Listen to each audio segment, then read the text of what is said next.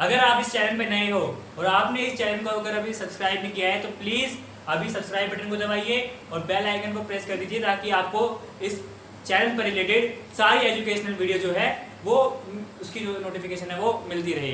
और अपने दोस्तों के साथ इस वीडियो को शेयर कीजिए। नमस्कार दोस्तों, आपका स्वागत है KR ट्यूशन क्लासेस में। आज जो है हम कक्षा 9 के सेकंड चैप्टर की बात करने जा रहे हैं जिसका नाम है भारत का भौतिक स्वरूप। तो इसके अंदर बेसिकली हम जो है भारत के भौतिक स्वरूप मतलब कि फिजिकल जो फीचर्स है जो इंडिया के, कि कहाँ पर जो है पहाड़ी इलाका है, कहाँ पर जो है मैदान है, कहाँ पे जो है तटीय इलाका है भारत में, उसके बारे में जो है अब अध्ययन करेंगे। तो अब इस चैप्टर के फर्स्ट पेज पे जैसे आप पढ़ सकते हैं, यहाँ पर भारत एक विशाल भूभाग है, इसका निर्माण बहुत सारी भूगर्भीय कालों के दौरान हुआ है। तो भूगर्भीय निर्माणों के अतिरिक्त क्या होती है, अन्य प्रक्रियाएं होती है जैसे कि अपक्षय मतलब मिट्टी का बहना, अपरदन तथा निक्षेपण मतलब मिट्टी का किसी जगह पर जमा होना।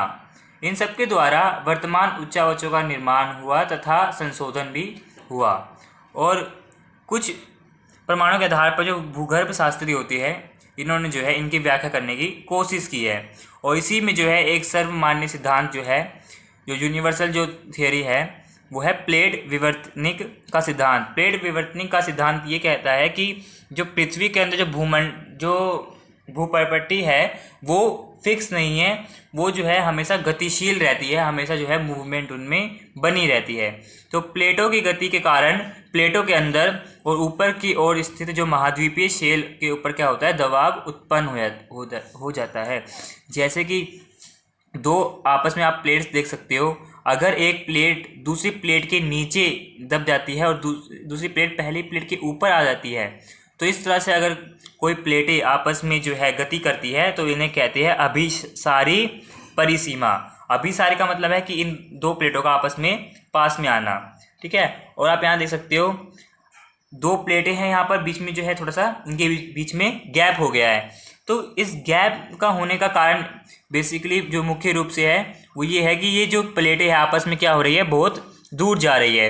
तो दूर जाने के कारण इनमें जो है गैप बन जाता है, जिस कारण जो है भूकंप भी आता है। तो इस प्रकार की गति को हम जो है अपसारी परिसीमा कहते हैं।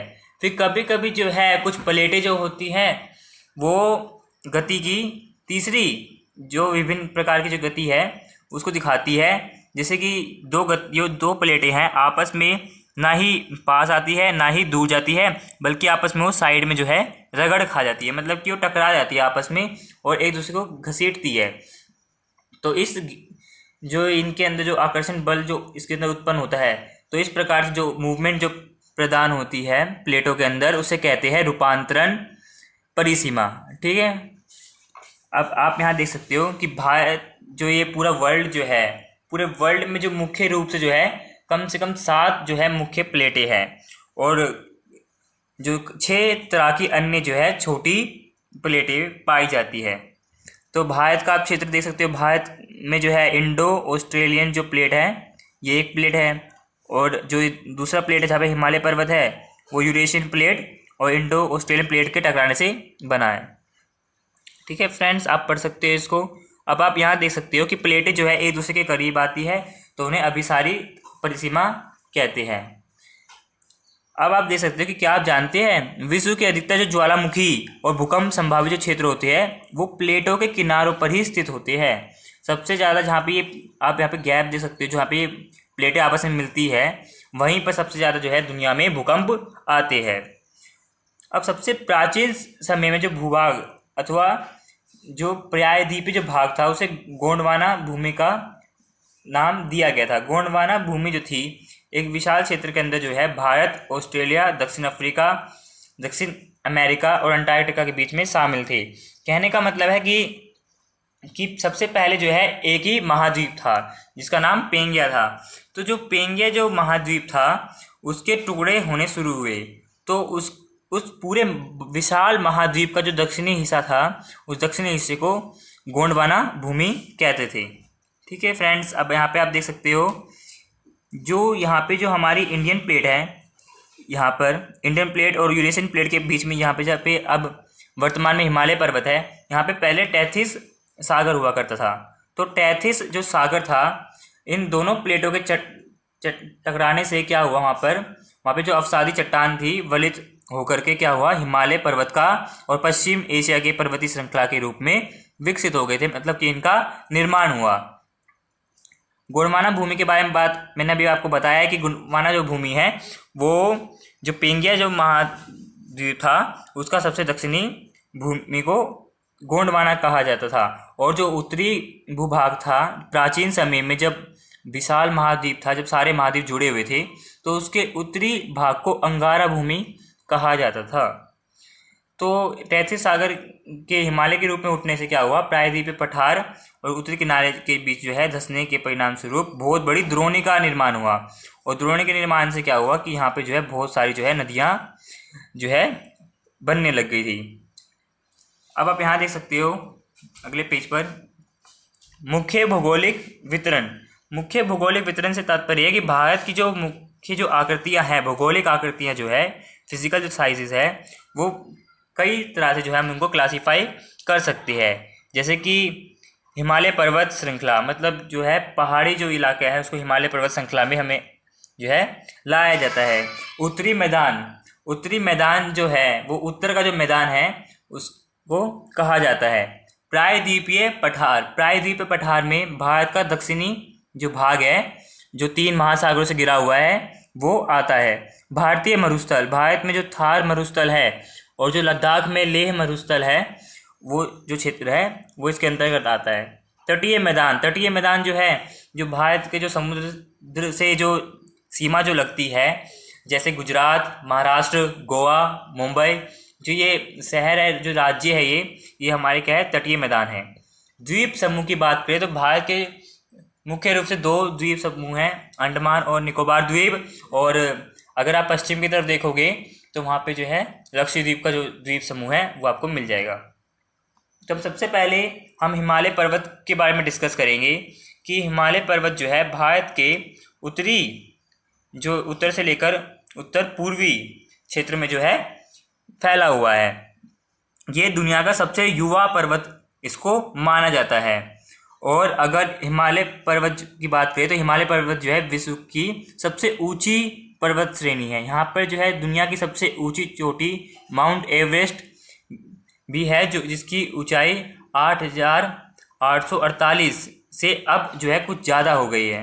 ठीक है, आप यहाँ पे देख सकते हो कि यहाँ पे जो है इनकी ऊंचाई जो है वो 2,400 किलोमीटर की लंबाई में जो है ये क्षेत्रफल ये फैला हुआ है। मतलब कि जम्मू कश्मीर से लेकर असम तक, अगर हम अरुणाचल प्रदेश तक अगर हम जाए तो ये 2,400 किलोमीटर तक का जो है इतने लंबे क्षेत्रफल में ये फैला हुआ है।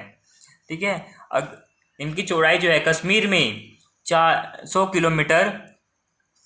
किलोमीटर और अरुणाचल प्रदेश में जो है 150 किलोमीटर तक है।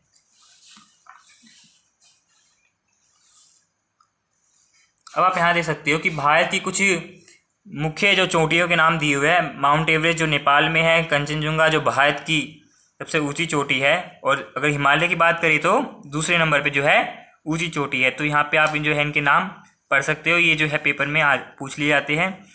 अब अगर हम हिमालय की बात करें तो हिमालय को 3 हिस्सों में जो है बांटा गया है।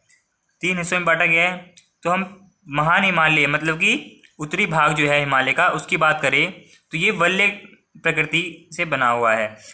हिमालय के इस भाग में जो है क्रोड ग्रेनाइट से जो है ये बना हुआ है। इस श्रृंखला में जो है हमेशा बर्फ ढकी रहती है। जो जम्मू कश्मीर के पास पाया जाता है उसे महान हिमालय के नाम से कहा जाता है उत्तरी भाग को। इससे बहुत सी जो है हिमालयों का प्रवाह होता है। हिमाद्री के दक्षिण में स्थित श्रृंखला सबसे अधिक जो है असम में है। और यहाँ पे जो है पर्वत की ऊंचाई अगर हम देखें तो 3700 मीटर से लेकर 4500 मीटर के बीच जो है पाई जाती है। इनके जो है मुख्य जो श्रृंखलाएँ हैं वो पीर पंजाल और धौलाधर तथा महाभारत श्रृंखलाएँ भी महत्वपूर्ण हैं। तो आप इन चीज़ों के बारे में आप अपनी एनसीईआरटी बुक में पढ़ सकते हो। हिमालय की सबसे भारी श्रृंखला को जो है हम कहते हैं शिवालिक। शिवालिक की अगर हम बात करें तो इसकी चौड़ाई जो है 10 किलोमीटर से लेकर 50 किलोमीटर तक और ऊंचाई जो है 900 से लेकर 1100 मीटर के बीच में है। ये श्रृंखलाएं जो है उत्तर में जो है मुख्य हिमालय की श्रृंखलाओं से नदियों द्वारा लाई गई अवसादों से जो है ये मिलकर बना हुआ है। अब यहाँ पे जो है निम्न हिमालय तथा शिवालिक के बीच में स्थित लंबवत मतलब कि सीधी सीधी मतलब लंबवत घाटियाँ होती है, उन घाटियों को दून के नाम से जाना जाता है। कुछ प्रसिद्ध दून के अगर हम नाम लें तो देहरादून, कोटली दून एवं पाटली दून जो है इसके प्रमुख उदाहरण हैं। इस प्रकार जो है आप देख सकते हो उत्तर दक्षिण के अतिरिक्त हिमालय को पश्चिम से पूर्व तक के क्षेत्रों के आधार पर भी विभाजित किया गया है।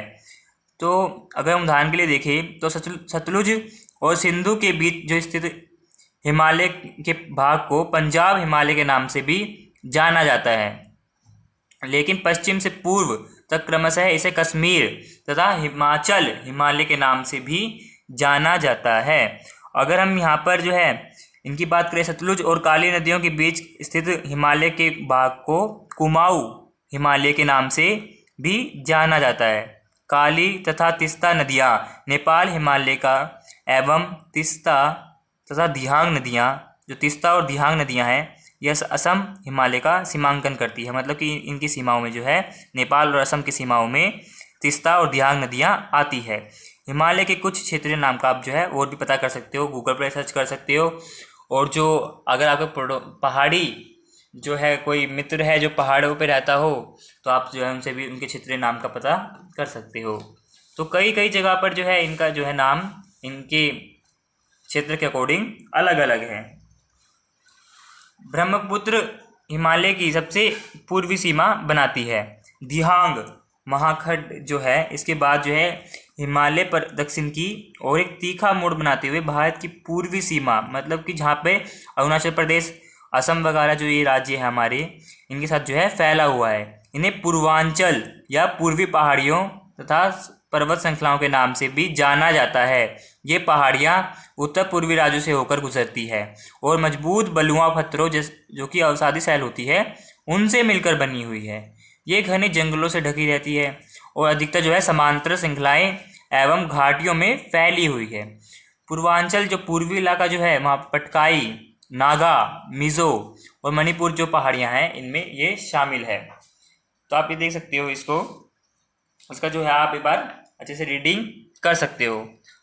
अगर हम उत्तरी मैदान की बात करें तो उत्तरी मैदान जो है भारत का जो है सबसे बड़ा ही महत्वपूर्ण जो है क्षेत्र है, क्योंकि सबसे ज़्यादा जो है खेती उत्तरी मैदान में की जाती है। ये जो है हिमालय के द्वारा लाई गई जो नदियाँ होती है उनकी जो मिट्टियाँ होती है उनके जो जमाव है निक्षेप से इसका निर्माण हुआ है।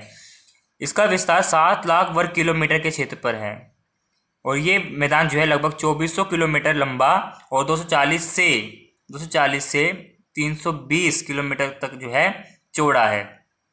यहाँ पे आप देख सकते हो ब्रह्मपुत्र जो नदी है वहाँ पे जो है माजोली विश्व का सबसे बड़ा नदीय द्वीप है। मतलब नदी के अंदर जो एक द्वीप जो आइलैंड होता है वो माजोली ब्रह्मपुत्र नदी में स्थित है और ये दुनिया का सबसे बड़ा जो है नदी पर बना हुआ द्वीप है जहाँ पर लोग भी रहते हैं। तो आप ये देख सकते हो कि जो उत्तरी मैदान जो है यहाँ पर सबसे ज़्यादा सघन जनसंख्या पाई जाती है। सघन जनसंख्या से तात्पर्य है कि यहाँ पे सबसे ज़्यादा जो है लोग रहना पसंद करते हैं। क्यों रहना पसंद करते हैं? क्योंकि यहाँ पे भूमि के लिए अच्छी उपजाऊ भूमि है और यहाँ पर जो है कई सारे जो है हम यहाँ पर इंफ्रास्ट्रक्चर के काम भी कर सकते हैं। अगर हम दोआब की बात करें, यहाँ पे दोआब का अर्थ होता है दो नदियों के बीच का क्षेत्र। दोआब दो शब्दों से मिलकर बना है, दो तथा आब मतलब पानी। इस प्रकार पंजाब को भी हम अगर देखा जाए तो पंच का मतलब होता है 5 और आब का अर्थ होता है पानी। तो ये पूछ लिया जाता है 1 नंबर में, तो आप इसको अच्छे से नोट डाउन कर सकते हो।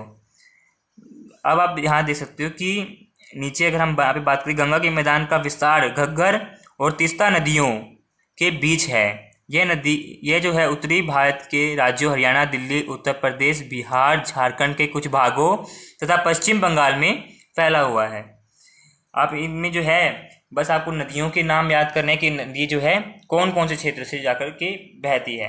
अब यहाँ पे एक इम्पोर्टेंट क्वेश्चन आता है इस पार्ट पर कि नदियाँ पर्वत से नीचे उतरते समय शिवालिक की ढाल पर, मतलब जो निम्न हिमालय उसकी ढाल पर 8 से 16 किलोमीटर की चौड़ी पट्टी में गुहिका का निक्षेप करती है। मतलब कि चौड़े जो क्षेत्र है उसके बीच में जो घाटियाँ हैं वहाँ पर मिट्टी से निक्षेप करती है। इसे भाबर के नाम से जाना जाता है। सभी सरिताएं मतलब नदियाँ इस भाबर पट्टी पर विलुप्त हो जाती है, मतलब कि गायब हो जाती है।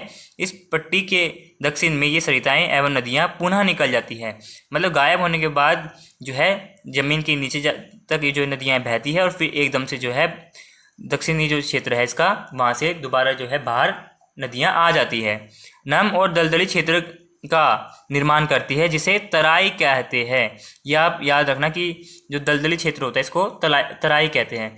उत्तरी मैदान का सबसे विशालतम भाग पुराने जलोढ़ का बना हुआ है। जो उत्तरी मैदान हमारा वो ज़्यादातर जो है जलोढ़ मृदा का बना हुआ है। वे नदियों के बाढ़ वाले मैदान के ऊपर स्थित है तथा वेदिका जैसी आकृति बनाती है। इस भाग को भांगर के नाम से जाना जाता है जो जलोढ़ मृदा से बने हुए हैं। इस क्षेत्र की मृदा में चूनेदार निक्षेप पाए जाते हैं जिसे स्थानीय भाषा में कंकड़ कहा जाता है। तो जिस मृदा में कंकड़ पाए जाए उसे भांगर कहा जाता है। ठीक है। बाढ़ वाले जो मैदान होते हैं उनमें नए तथा युवा निक्षेपों को खादर कहा जाता है। जहाँ पर बाढ़ आती है और जो मिट्टी के कण जिनमें पतले होते हैं वो अगर जम जाते हैं किसी जगह पर तो उनको खादर कहा जाता है। इनका लगभग प्रत्येक वर्ष पुनर्निर्माण होता है, इसलिए ये उपजाऊ होते हैं तथा गहन खेती के लिए आदर्श होते हैं। ये बहुत ज़्यादा उपजाऊ होते हैं और कृषि के लिए जो है बहुत ज़्यादा बेनिफिशियल होते हैं। यहाँ पे जो है अच्छी यहाँ पे बहुत सारी जो है सिचुएशन होती है खेती करने के लिए। तो अगर आपको ये वीडियो अच्छी लगी तो प्लीज़ लाइक कीजिएगा और हमारे चैनल को सब्सक्राइब कीजिएगा। और अब जो आगे जो टॉपिक है वो हम नेक्स्ट पार्ट में पढ़ेंगे। तो आप नेक्स्ट पार्ट में जो है इसका डिस्क्रिप्शन बॉक्स में आप इसका लिंक देख सकते हो और इससे जुड़े हुए नोट्स आप जो है डिस्क्रिप्शन बॉक्स में पढ़ सकते हो।